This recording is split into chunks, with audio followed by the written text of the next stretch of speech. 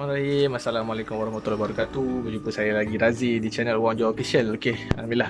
Jadi sebenarnya saya baru je lepas buat tanah. Okey, jadi saya hari ni saya nak mengupas satu topik yang paling asas, yang paling basic sekali, yang banyak yang orang bertanya, iaitu proses campuran media tanah yang paling subur, yang paling sesuai untuk semua pokok. Okey, jadi sebenarnya 70% kesuburan pokok itu 70% kesuburan pokok adalah bergantung pada media tanahnya. Okey, kemudian 30%-nya barulah adalah baja, cuaca dan juga air dan lain-lain lah. Jadi kesuburan media tanah itu sangat penting lah. Okey, kadang-kadang orang dia main campur je, ada tanah biasa campur dengan sekam lah, campur dengan kokopit lah, macam-macam lah saya tengok. Sekam bakar ke, ada yang tanya saja mana nak beli pasir pertanian kan untuk dicampurkan ke media tanah. Dia main campur je. Sebenarnya bila kita main campur je tu betul dah cara tu, tapi kita perlu ada nisbah yang sebenar, dan proses yang paling penting adalah proses di hujungnya, iaitu proses fermentasi. Barulah unsur-unsur hara mikro dan juga makro yang ada dalam tanah boleh dimakan oleh akar tumbuhan, seterusnya menjadikan pokok lebih subur. Okey, so hari ni saya akan tunjuk cara saya campur media tanaman dan juga cara saya buat fermentasi sebelum saya menanam pokok. Okey, jom. Okey, jadi sebelum saya mulakan saya punya tutorial campuran media, saya akan buat beberapa penjelasan yang betul dan pengenalan kepada tanah dan juga unsur-unsur dan juga step-step yang utama untuk mendapatkan tanah yang subur, yang orang cakap memang tanah memang terbaik lah untuk tanaman, segala jenis tanaman lah, bunga ke sayur ke, okey apa. Jadi yang pertama sekali, bahan utama kita tentulah tanah. Okey, jadi tanah ni saya akan bahagikan kepada dua lah. Sebenarnya kita dekat bumi kita ni ada dua jenis tanah yang biasa orang guna untuk tanaman. Yang pertama sekali ada tanah topsoil lah, tanah topsoil ataupun tanah hitam ataupun tanah gambut. Ini tanah ni memang subur. Biasanya mereka yang duduk di kawasan gambut sangat beruntung kerana di halaman rumah mereka atau di kebun-kebun mereka ada tanah gambut. Jadi tanah gambut ni dia punya sifat dia sedikit berpasir, sedikit berpasir, dan ianya adalah poros. Poros ni maksudnya bila kita siram air dia tidak menakung, dia tidak menakung, dan bila dia kering dia tidak keras. Itu adalah poros yang kita masukkan dengan tanah gambut lah. Jadi kalau ada tanah ni di kawasan rumah anda, sangatlah beruntung. Itu tanah yang pertama. Kemudian tanah yang kedua adalah tanah ni yang orang panggil tanah liat lah, ataupun saya akan kategorikan kepada tanah ringan, tanah berat. Okey, tanah yang berat ni yang selalu ada di kawasan rumah kita, terutama di kawasan perumahan, di kampung-kampung pun sebenarnya tanah ni. Dan hari ni yang saya ada adalah tanah merah. Beza tanah gambut dengan tanah ringan dengan tanah berat ni senang je. Tanah berat ni biasanya dia akan agak ke merah-merahan dan dia cerah lah, dia cerah, tanah liat dia cerah. Sedangkan tanah gambut ni ataupun topsoil ni dia lebih hitam, ke arah coklat-coklat gelap. Okey, jadi itu adalah pengenalan pada tanah. Jadi kelebihan tanah gambut ni, dia subur dan dia tidak menakut air. Manakala kekurangan tanah berat ni, bila dia kering dia akan keras, bila dia hujan dia akan lembik dan dia akan menakung air lah. Contoh dalam pasu dia akan menakung air, seterusnya akar akan lemas. Jadi kita tak boleh nak guna tanah ni. Okey, kita tak boleh nak guna tanah ni. Kalau guna boleh, tapi tanah tu tidaklah subur.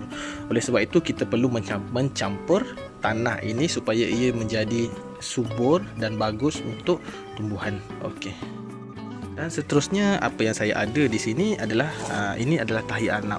Okey, tahi arnab, kotoran haiwan lah, apa-apa saja boleh guna. Apa-apa nak guna tahi kambing boleh, tahi ayam pun boleh, tak ada masalah. Dan seterusnya saya ada sekam bakar. Ini arang sekam yang telah dibakar habis lah. Memang arang saja, bukan sekam padi tetapi arang sekam. Dan seterusnya saya ada pasir. Okey, ini adalah pasir simen. Ini bukan pasir sungai ke pasir apa. Kalau dapat pasir sungai lagi bagus. Okey, saya guna pasir simen saja yang saya beli dekat kedai-kedai hardware kan. Okey, dan seterusnya saya ada baja NPK untuk proses fermentasi, dan juga saya ada baja tahi ayam yang telah diproses. Okey, jadi itu sahaja bahan yang saya ada untuk campuran tanah yang saya nak buat hari ni. Okey, untuk sedia maklum korang semua, untuk menghasilkan tanah yang subur dan terbaik lah untuk pokok kita ada 3 langkah utama. Okey. Yang pertama, campuran media tanah yang betul. Okey, itu adalah yang pertama, campuran media tanah yang betul. Okey. Yang kedua adalah baja dasar ataupun unsur hara makro dan mikro yang betul yang perlu ada di dalam tanah tersebut. Sebab tu saya ada baja NPK tadi. Dan yang ketiga adalah proses yang paling penting yang ramai orang tak tahu dan ada juga yang dah tahu tapi tak amalkan, iaitu proses fermentasi. Okey, jika tiada proses fermentasi, tanah itu tidaklah kita boleh katakan sebagai tanah yang terbaik. Jadi bila ada tiga unsur ni, kita boleh dapatkan tanah yang terbaik. Seterusnya pH tanah yang stabil, iaitu di antara 6 hingga 7. Okey, itu sahaja. Okey, so kita masuk pada step yang pertama, iaitu campuran media. Okey, katakanlah topsoil ni ataupun tanah gambut ni memang payahlah nak dapat dekat tempat kita. Katakanlah memang susah. Kita cuma ada tanah merah ni. Okey, tanah merah ni. Saya pun beli tanah merah ni, saya beli pada hardware. Bukan hardware, maksudnya kedai yang jual-jual barang-barang binaan kan. Okey, ni tanah merah grade B. Okey. Kalau di hardware ialah grade B. Grade apa beza grade A dan grade B? Grade A ni adalah tanah merah yang orange tu, yang dia bercampur dengan batu besar-besar. Okey, itu untuk turap jalan. Manakala yang grade B, dia tiada batu, dia hancur macam ni lah. Okey. Jadi apa cerita dia kalau guna tanah yang ada cuma tanah liat ke tanah merah ke, kemudian cuma ada sekam bakar, cuma ada tahi kambing, cuma ada pasir. Yang saya buat, saya akan campurkan satu tanah, nisbah ni nisbah dia, satu tanah, satu kotoran haiwan, satu sekam bakar dan satu pasir. Okey, ingat satu tanah, satu kotoran haiwan, satu sekam bakar, satu pasir. Itu adalah yang saya biasa buat sebab saya ada bahan-bahan ni semua. Okey, sekarang ni katakanlah kat rumah tu tak ada pasir. Tak ada pasir. Yang ada tanah, kotoran haiwan dengan sekam bakar. Jadi tak ada masalah. Hanya perlu campurkan satu tanah, satu kotoran haiwan dan 2 arang sekam. Okey, itu nisbah dia, 2 arang sekam. Sebab kita dah buang pasir tadi, jadi kita naikkan nisbah pada arang sekam. Okey, satu tanah, satu kotoran haiwan, 2 arang sekam. Okey, sekarang ni cerita dia, katakanlah arang sekam ni memang payah nak dapat.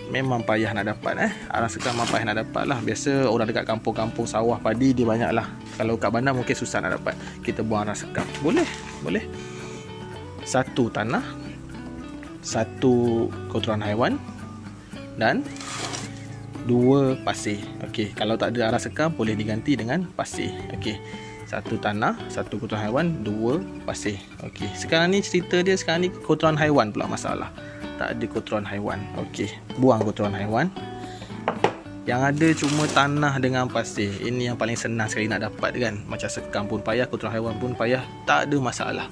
Satu tanah, 4 pasir. Okey, satu tanah, 4 pasir.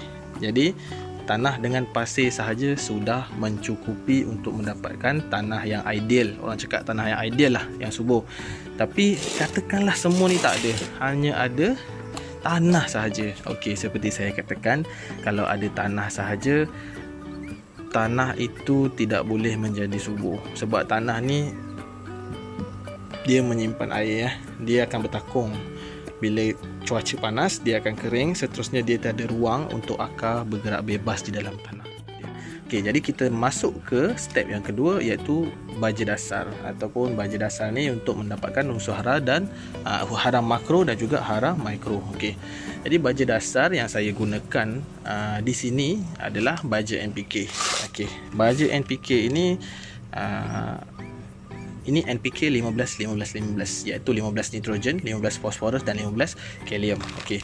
Jadi orang ramai yang cakap kenapa guna NPK, benda tu kan kimia, tak bahaya ke pada tanah ke apa. Okey, sebenarnya tiada masalah. Saya cakap sebelum ni, saya tak suka panggil kimia, saya suka panggil baja campuran ataupun sebatian. Sebenarnya tiada masalah. Jadi ini sangat diperlukan untuk proses fermentasi. Okey, untuk proses fermentasi. Dan seterusnya saya ada tahi ayam yang telah diproses. Ini adalah tahi ayam yang telah diproses proses. Panas baja ni panas. Sebenarnya kalau tak ada tahi ayam, boleh juga guna kapur dolomite. Okey. Jadi sekarang ni cerita dia kat rumah tu susah lah. Nak cari baja NPK pun susah, nak cari baja teh ayam pun susah kan. Jadi apa yang korang boleh buat? Boleh ada satu lagi cara yang paling mudah, iaitu menggunakan kulit telur yang telah dihancurkan. Okey, hancurkan kulit telur tu, hancur-hancur sampai jadi serbuk macam tepung tu, blend pun boleh. Okey, boleh juga digunakan untuk proses fermentasi. Okey, tak ada masalah. Atau lagi bagus jika anda semua ada EM4. Okey, ada EM4 EM4 yang mana sangat bagus untuk unsur hara makro dan mikro. Okey. Jadi macam mana nak buat proses fermentasi ni? Okey, jom kita tengok. Okey. Jadi apa yang saya akan buat sini, saya akan buat campuran saya lah. Saya hanya buat untuk skala kecil sahaja. Okey. Jadi saya akan ambil satu sendok sahaja tanah ni. Satu sendok tanah merah. Ini campuran saya. Satu. Okey. Kemudian saya akan ambil satu lah. Saya rasa semua ni satu sendok. Sikit je saya dapat, tak payah nak, sebab saya dah biasa ambil kan. Saya letak semua. Kemudian saya akan ambil satu sekam. Okey. Dan saya akan ambil satu pasir. Okey. Dan saya akan gaulkan semua sehingga rata. Sekejap saya ambil stand kejap.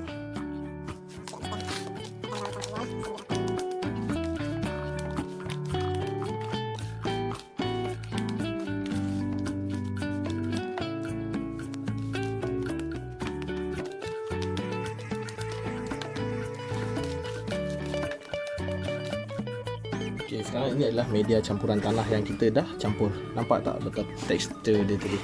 Okey, ini yang telah dicampur. Ini yang tanah yang tak dicampur tadi. Dia sangat liat, yang liat. Okey, manakala ni yang telah dicampur.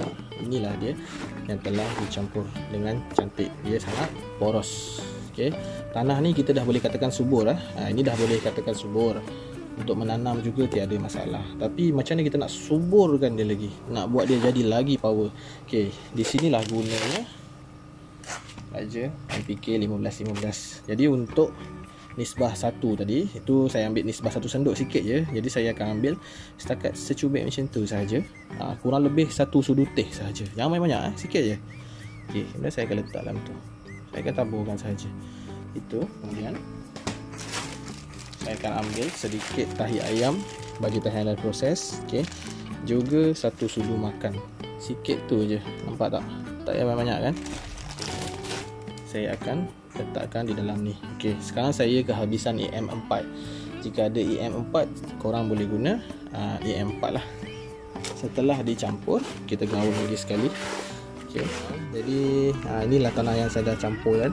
Kita dah gaul-gaul, dah campurkan baja NPK, tahi ayam dan juga EM4 boleh letak EM4 boleh letak dalam, kalau nisbah yang saya buat tadi cuma satu sendok ni kan. Satu ni, alamak. Bising sikit kan, kucing gaduh. Sorry. Okey, letak setengah tutup EM4 tu pun dah cukup. Kemudian proses fermentasinya hanya perlu dibiarkan. Contoh dah campur-campur ni, letak dalam pasu. Okey, biarkan je dalam pasu selama sekurang-kurangnya 2 minggu lah. Okey, 2 minggu ke 3 minggu lah. Okey, nak selamat 3 minggu. Okey.